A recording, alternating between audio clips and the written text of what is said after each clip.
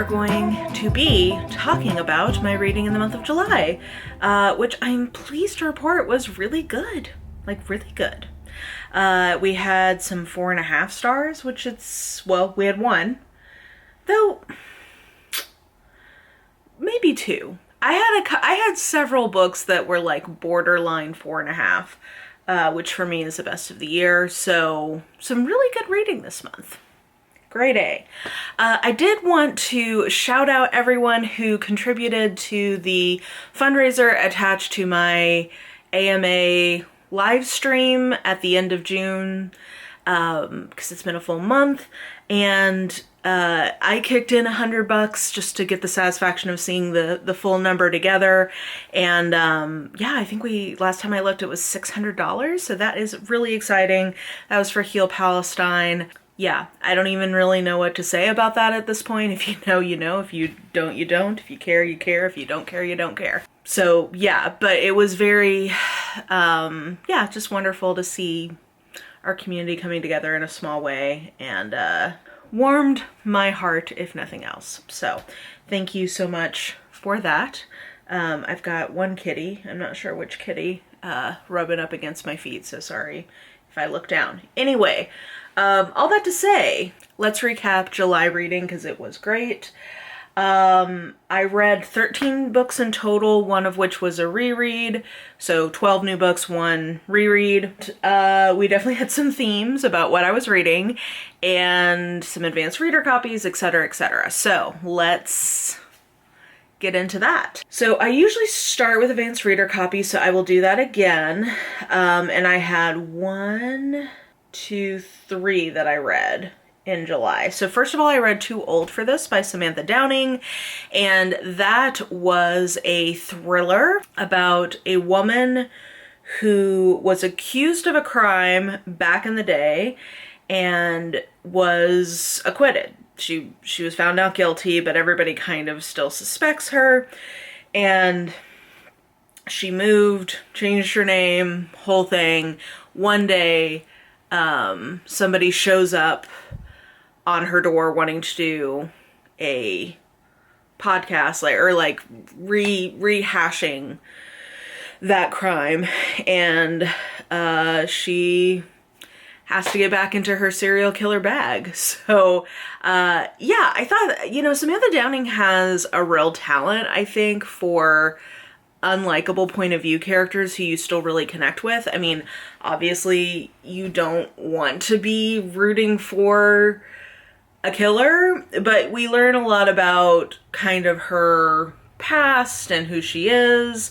I'm not sure I'm totally sold on the ending of this one, but I think Samantha Downing, what I've found is that when she's doing tropes that I like or I'm interested in, her books are always worth picking up because they're interesting, they're entertaining, and I like her writing. So yeah, 4 stars. I thought this one was really good, and I think if you like her stuff, you will like this one. And if you haven't tried her before, but you're interested in sort of like an elderly serial killer lady, which is a subgenre now because I've read several of those, this one is also worth picking up because it's well done.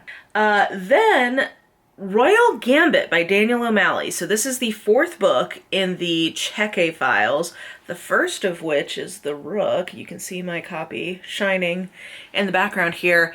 The Rook is one of my all-time favorite books.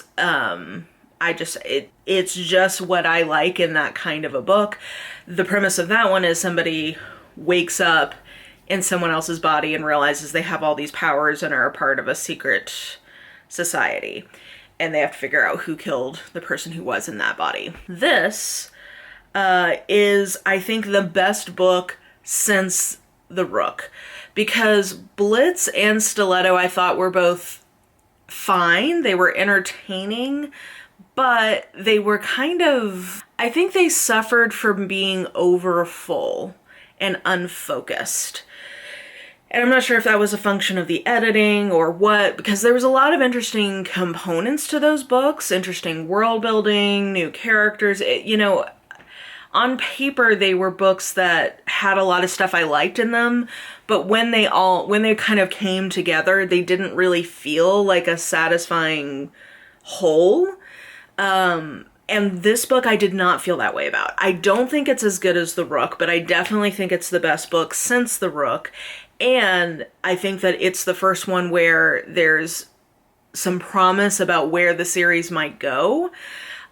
This one is, I mean, I will say it is still too long. I think that is still a problem, but I frankly just think that that's an artifact of the current age we live in publishing, where people just don't get the edits that they need to anymore for any number of reasons that we possibly could debate. But it is still too long, but it was much more focused. The plot of this one is, our main character is sort of like a secret bodyguard to this fake version of the British royal family.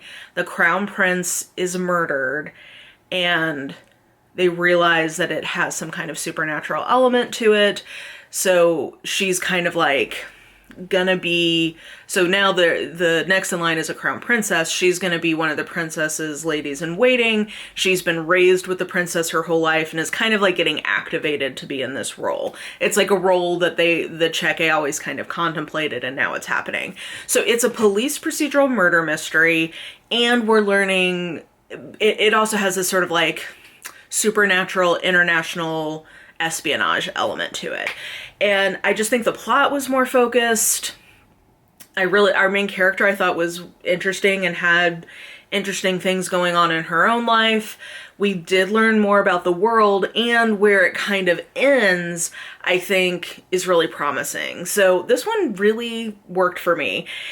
I gave it a 4. I'm kind of tempted to give it a 4.5 because I really just did have fun with it, which to me is sort of the difference between, to me a 4.5 is a best of the year, and it means it's a 4 that has a little X factor to it. So probably this should be a 4.5. I will update that because I'm still thinking of it fondly. It was very page turnery. Yeah, I just really enjoyed this one, and it felt exciting to be excited about one of these books again, and makes me much more excited for the next kind of like round of Cheque books, which hopefully are coming, because I think this has some interesting implications to it. So I really like this one, if you can't tell. And then my final one is Zom Rom-Com by Olivia Dade, which now I guess I'm giving the Daniel O'Malley a 4.5, but originally I'd given all 3 of these arcs 4 stars, which was exciting, because I gave Zom Rom-Com 4 stars. It is a zombie rom-com, so it's like a post-apocalyptic speculative romance. Our main character finds out her neighbor is a vampire, and something like there's been an ongoing zombie apocalypse, but there's some like new elements to it that they're working on together. It's very Grump Sunshine. It actually reminded me a lot of how Ruby Dixon does her Grump Sunshine dynamics. The book, this reminded me of a couple of Ruby Dixon / her other pen name books in a great way. Like, I thought the banter was bantering. They had a nice dynamic. I'm not sure the plot the plot movement was a little bit clunky for my taste, but I just thought this was really fun. If you like Olivia Dade, you kind of know what her humor is like. She's always very body positive, which is lovely to see. And this was just fun. Like, it's a zombie rom-com. Like, it's not even on the tin, it's in the title. So if that sounds like it's a fun idea to you, I think this one is definitely worth checking out. I really enjoyed it. Okay, so those were my arcs. Then should we get to my other clear theme here, which was mountaineering books. So I read 5 of those this month. I read Everest, Mountain Without Mercy, mostly for the pictures. I did Into Thin Air by Krakauer. This is the illustrated edition, again for the pictures. I did After the Wind by Lou Koshitsky and Left for Dead by Beck Weathers. I think I gave both of these 3 or 3.5s. And the one that I thought was great, that I would really recommend, and I gave a 4.5 star, probably my favorite read of the month, was No Shortcuts to the Top, Climbing the World's 14 Highest Peaks by Ed Viesturs. He does have a co-writer who I believe he's written a few other books with, which I will be checking out in this project. But this I thought was really a really well done memoir. The kind of underlying theme of this book is Ed Viesturs is arguably the best climber of his generation, with some, other contenders, but it's kind of asking the question, how did he survive when all of these other promising climbers didn't? And his answer is basically that essentially getting to the top is optional, getting down is not, and that infused his decision making with a level of caution that some of his peers didn't, and also just the luck factor.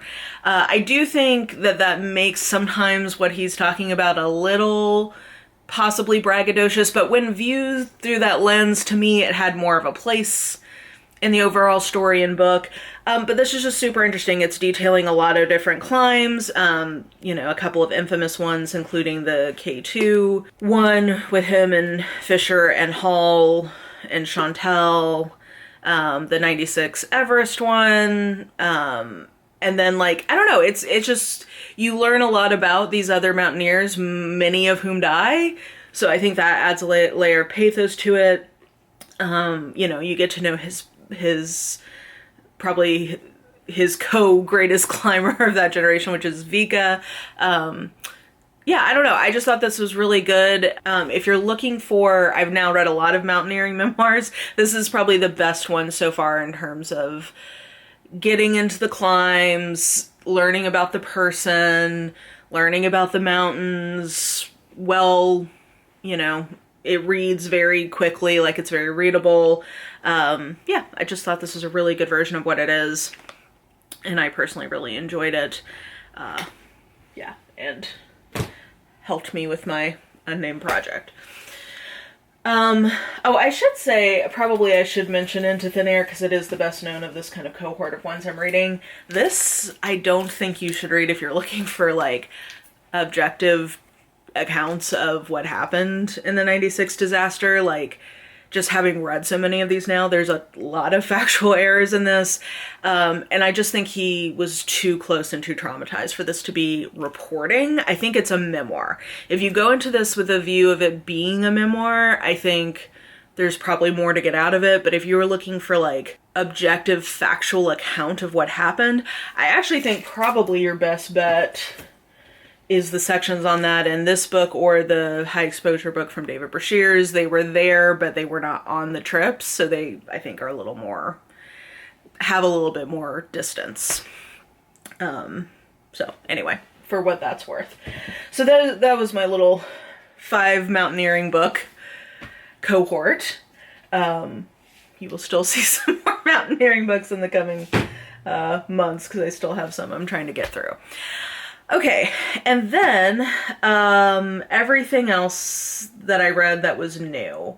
Let's see if there's any themes to these. 2 pre-orders that came in and I read in the spirit of trying to be better about that. So first of all, Janice Hallett has a middle grade series that's starting, and this one is called Box Full of Murders. This is not available from what I can tell in the US. I got my copy from the UK. If you're a fellow Janice Hallett fan, here in the US, from what I can tell, that's, at least at the time I bought this, that was the option.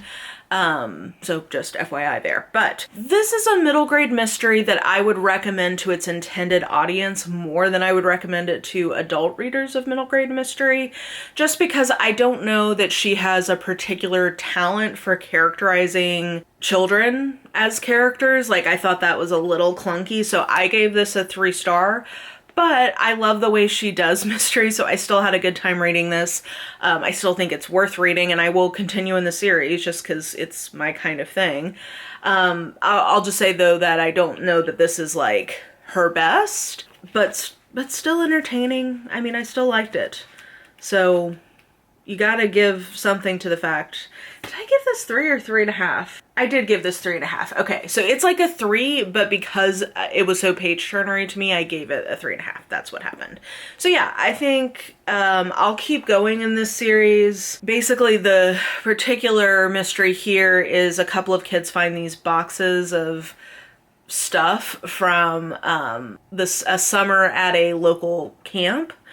And they have like all these different journals and newspaper articles and stuff like that in it. And they're like piecing together what happened and solving a mystery. So yeah, this was fun. And I guess they're gonna find, I guess there's more boxes in the attic that they found.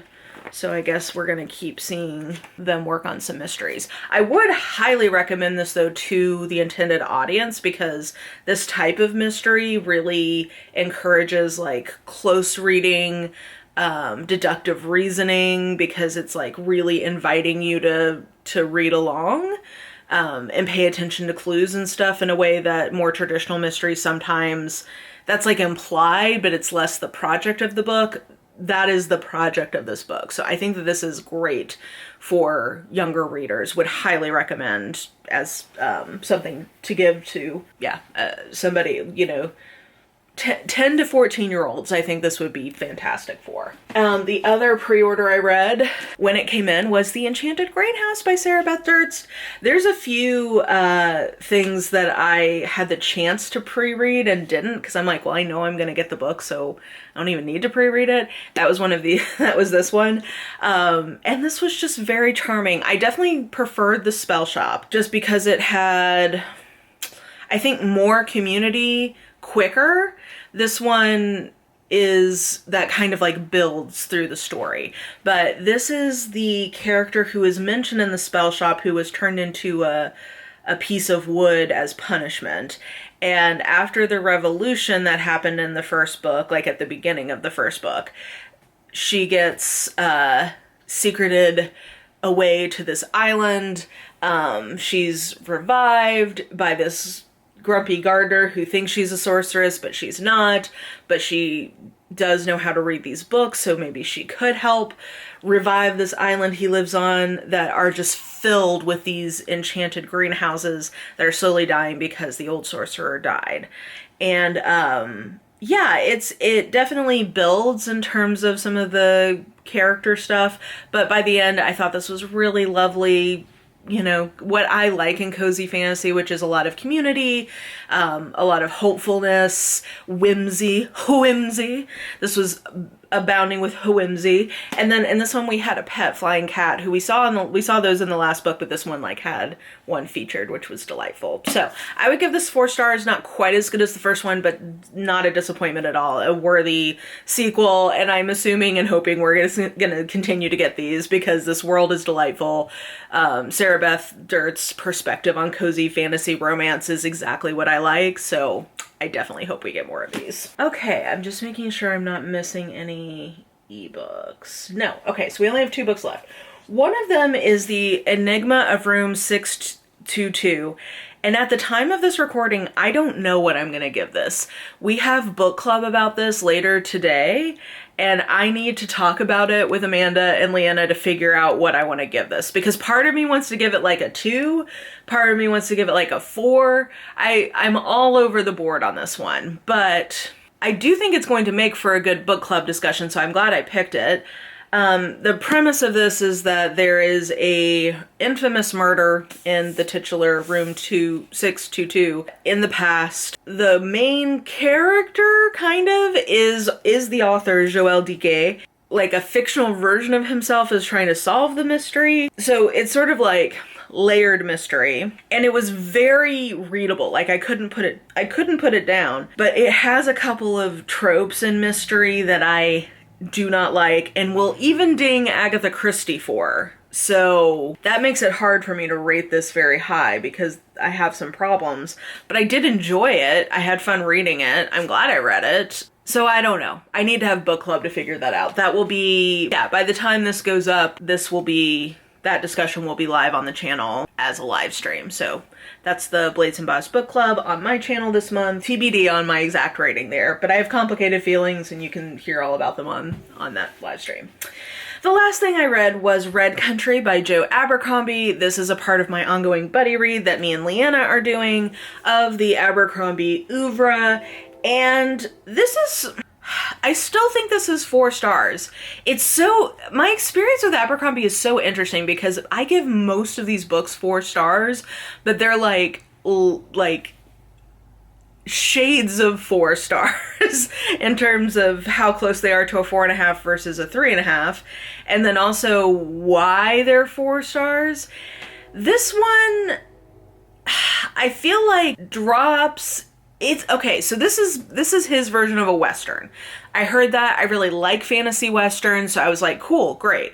This reads so much more like a Western than any fantasy Western I've ever read. And so for that reason, it didn't always fully work for me, but I actually feel really similarly about this as I did to last month's fantasy Western I read, which was, or 2 months ago, I guess, Red Rabbit by Alex Grecian, Red Country, Red Rabbit. Both of them have really good writing and really good characters, but too many characters and too much plot for me to fully connect. So does this have a fantastic character in Lamb and Shy and their dynamic together? Yes, but there's just so much happening. So I don't know. It has interesting things to say. It leaves us in an interesting place in terms of like new things about the world. So I liked this a lot and I gave it 4 stars, but I have like less affection for this one than I do some of the other books we've read. But anyway, I believe she and I are going to do a live stream talking about all of these standalones together on her channel sometime in August. So I'll post about that when we figure out the timing. But yeah, I'm still really enjoying that entire rereading. Well, for her rereading project, for me reading for the first time, having a lovely time doing that. So I believe that's all of the books. My camera tells me it's overheating, so I should probably wrap this up. Let me know what you thought about any of these books. Let me know how your reading's going. Thank you once again for everyone who contributed to the fundraiser. I really enjoyed doing that, so I think we'll have to do it again. I'm thinking maybe we'll use that as my way to talk about like unorthodox things on the channel. Doing it in a live stream and making it a fundraiser. That might be a good way to split that baby. So anyway, I hope you're doing well. I will talk to you guys when I talk to you. I have a couple of things that I know are coming and longer term projects I've been working on. So I don't quite know when I'm going to post next. We'll all know together. Hit the bell if you want to know when that happens. Like if you liked it. Take care of yourself, and I will talk to you soon. Bye!